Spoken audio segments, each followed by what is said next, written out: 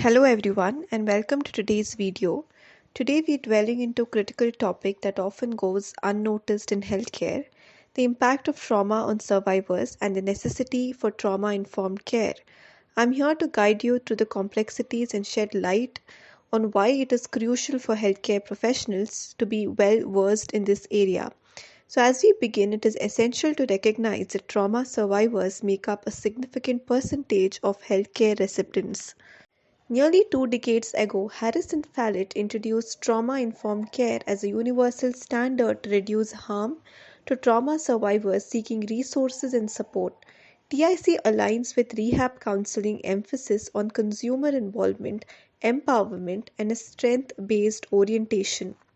Let's delve into trauma informed rehab counseling guided by SAMHSA's definition. Trauma informed care is a conceptual framework built on the four crucial assumptions. So, a trauma informed program, organization, or a system recognizes the widespread impact of trauma, understands paths to recovery, identifies signs and symptoms, and integrates trauma knowledge into policies, procedures, and practices. It actively resists re traumatization. We adopt the Missouri model's revision of core principles for our framework: safety, trustworthiness, choice, collaboration, and empowerment. So these principles align with the 2017 revision, integrating cultural, historical, and gender considerations into each element. So TIC doesn't demand counselors to know a client's trauma history. Instead, it requires a commitment to principles and practices that address trauma throughout the rehab process. So let's explore the core principles adapted from the Missouri model, and let's delve into each core principle to understand how they shape a trauma-informed approach. So let us talk about safety. So even the act of seeking rehab services can be potentially traumatic. So from meeting with a stranger to responding to interview questions, a sense of safety can be threatened. So today we'll discuss how safety must be woven into every step of rehab counseling process. So creating a safe environment is paramount. Rehab agencies must assess for triggers that could evoke trauma responses. Waiting rooms, public spaces, and counselor offices should be warm and inviting, ensuring comfort and minimizing potential triggers. Then, first encounters always matter. So, frontline staff should be very courteous and welcoming, whether in person, over the phone, or through an email. Consistency in client counselor interactions, commitment to appointments, and understanding the client preferences contribute to a sense of safety. Then, intake interviews are very crucial. Universal screening for trauma related symptoms is advised. Rehab counselors must approach with caution, avoiding intrusion into trauma material.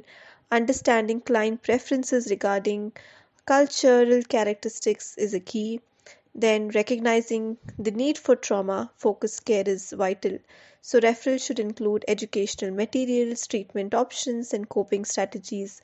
And rehab counselors play a very crucial role in facilitating these referrals and engaging clients in decision making. Then cultural factors. Here we talk about questions about clients' country of birth, length of time in a country, and rehab counselors should honor the cultural influences and ensure screenings are conducted in the client's preferred language. So safety extends to workplace as well. So rehab counselors can collaborate with clients to create safe environments, ensuring comfort and disclosing needs for accommodations. And strategies like adjusting work schedules or providing a quiet space can enhance workplace safety. Then rehab counselors can assess workplace climates and consult with employers to create trauma-informed workplaces, and policies, practice, and procedures can be adapted to nurture safety and support employees with trauma-related disorders. So, in conclusion, safety is not just consideration, it's a foundation in trauma-informed rehab counseling. So, by prioritizing safety, we create environments where healing and recovery can truly thrive. So, trustworthiness. So, for some rehab counselors, the first step in establishing trustworthiness with trauma survivors is critical self reflection. It is to identify any biases or knowledge and skills deficits that could interfere with your capacity to provide culturally competent services to trauma survivors. So, questions that therapists could ask themselves could be: can I empathize with those who have lifelong experiences of being marginalized, even if I have not had this experience? Or do I recognize my own privileges and disadvantages, and how differences between my own and those of my clients must be acknowledged and directly addressed? So, a lot more questions like these could be asked that would involve a self reflection. And trustworthiness is important when working with all rehab clients, especially trauma survivors who may not trust anyone, especially authority figures uh, and and other providers in the rehab plan. Because of some clients' trauma histories, trustworthiness may take longer to establish with trauma survivors than it does with some other clients. So clients may not report past trauma or for many reasons, such as fears that if they reveal the trauma, they'll be exposed to more abuse, or they might be judged by the rehab counselor, or shame about being victimized, or an inability to recall the past trauma. So, patience on a part of rehab counselor is required for trust building, and the rehab counselor can work towards establishing that they are trustworthy by being transparent, clearly explaining agency rules and regulations, clients' rights and responsibilities, and confidentiality limits, and reassure clients through phone calls and responding to clients through other communication technologies. So, turnover of staff is very common in many rehab counseling practice settings. So, it is important to prepare clients for these changes. If not done, clients with trauma histories may feel abandoned or rejected. So, feelings of abandonment and rejection may also surface if rehab counselors go on vacations, take sick leaves, or cancel appointments. So, a phone call to the client before or during the absence, an assurance that the client has someone to support them in times of crisis, and timely follow-up with clients often return upon return from leave or vacation communicates to the client that the rehab counselor values the relationship and client's trust. So rehab counselors' absence can be therapeutic in that they demonstrate that separation are a natural part of all relationships and not signs of rejection and abandonment. So, trustworthiness means being authentic, open, and honest with clients, and can also involve disclosing the rehab counselor's own experiences through trauma. So, disclosure could involve that I am a trauma survivor or I have worked with many trauma survivors. So, these statements are likely to be enough to satisfy that the clients need to feel that they are working with someone who gets it. So, using self disclosure is not rehab counselors can be most effective if the experiences are treated as springboards for empathy, compassion, and validation of clients' experiences and feelings. Transparency also means truthfully answering clients' questions about one's professional training, credentials, years of work experiences, and related work experience. Finally, it means admitting mistakes rather than denying and otherwise trying to cover these up. So, keeping in mind that because clients are seeking vocational rehab counseling rather than trauma focused treatment, trauma may be non-issue for many, especially for those who have not developed trauma related symptoms or for those who already received trauma focused therapy. Others may prefer to work with rehab counselor who is more experienced with the clients, and their preferences should be honored. For others, trauma histories and symptoms may not arise until later in the process. So all this is a part of trustworthiness. Collaboration. So collaboration means that rehab counselors share power and decision making with clients all the time. So, a good model for facilitating collaboration is Broaden's Working Alliance, and it talks about bonds, goals, and tasks that are applied in the rehab client counselor relationship and process. So, bonds are established when clients and counselors develop mutual empathy and respect.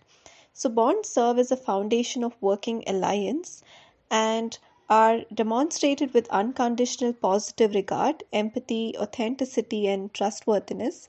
So, when working with trauma survivors, bonds are likely to be better established when the practitioner rejects the pathology mindset, that is, defining clients strictly from the diagnostic label, implying that something is wrong with them, and instead uses a mindset of resilience that views clients presenting difficulties, behaviors, and emotions as responses to surviving trauma.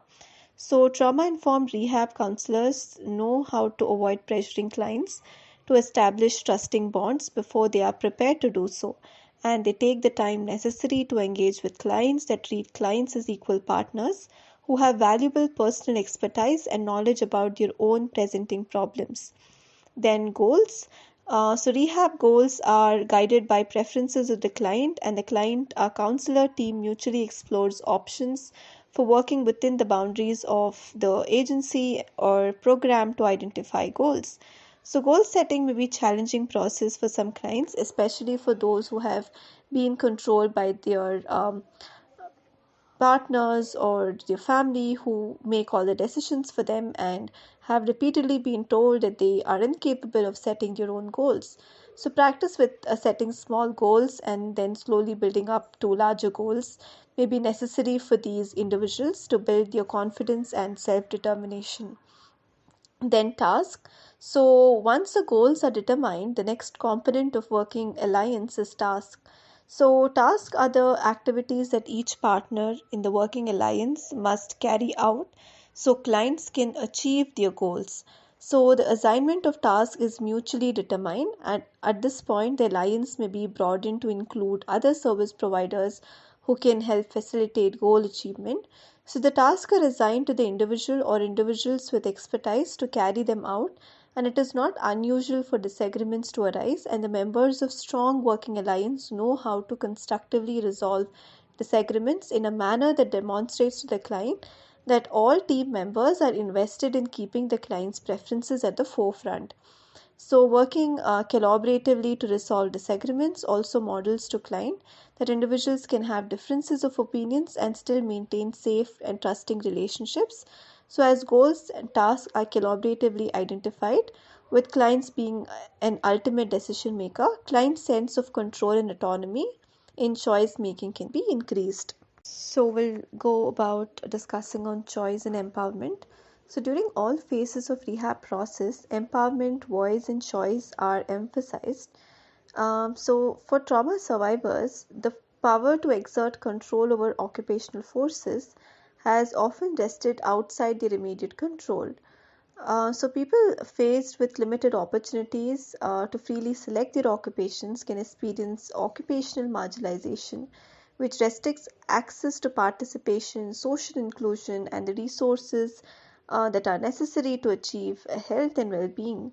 So enhancing the client's capacity to make informed choice is important. So it involves simple steps such as providing choices regarding service providers and opportunities to visit these providers, or making referrals to providers who are either trauma informed or trauma focused and who clearly explain their procedures, give clients opportunities to ask questions, or ask clients if there are specific procedures that make them uncomfortable and determine how to make them more comfortable, or use of any alternative approaches.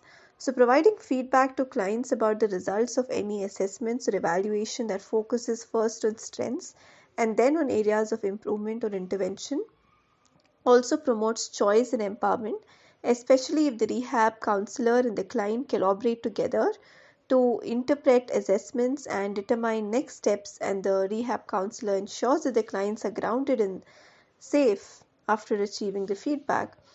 Then assisting those clients who have had limited experience with decision making or doubt their abilities to make good choices may start with something as simple as giving them options regarding the scheduling of appointments and then slowly building up to increasingly brighter decisions. So empowerment then involves using strength-based approach utilized with all clients. So this approach, when working with clients who have trauma histories and symptoms, involves viewing and communicating to clients that trauma symptoms are adaptive responses to insufferable experiences rather than pathological symptoms. So, say for example, dissociation can be a very effective coping approach to traumatization. However, it is very ineffective if it continues to occur after the trauma in response to other difficult situations. So, according to Harris and Fallett, learning to control these responses and to develop new coping strategies empowers individuals to take responsibility with the support of others, to evaluate what changes they need to make, and to realize that all blame belongs to the preparator, and to discover that through ongoing practice they have the capacity to choose and use new ways of coping. So, cultural considerations for collaborating with clients in an empowering way requires rehab counselors to process the knowledge of clients' cultural experience, skills to engage with leaders and within communities, and understanding of how to differentiate different trauma related symptoms. It also involves development of safety plans or cards, which is an approach to empowerment, and it's like the development of safety plans. So the key component of safety plans could include important contact numbers of local shelters or police or friends, and safe plans to go in case of emergencies, and ways to leave home safely and to get to a safe location, or the list of important items that could be brought, or any medical equipments and assistive technologies that are needed. And safety cards can include information about the rehab counselor or any contact information or 24-hour crisis numbers. Thank you all for joining in and exploring the importance of trauma informed care. If you found this information helpful, please like, share, and subscribe. Together, let's foster trust and support in rehab counseling.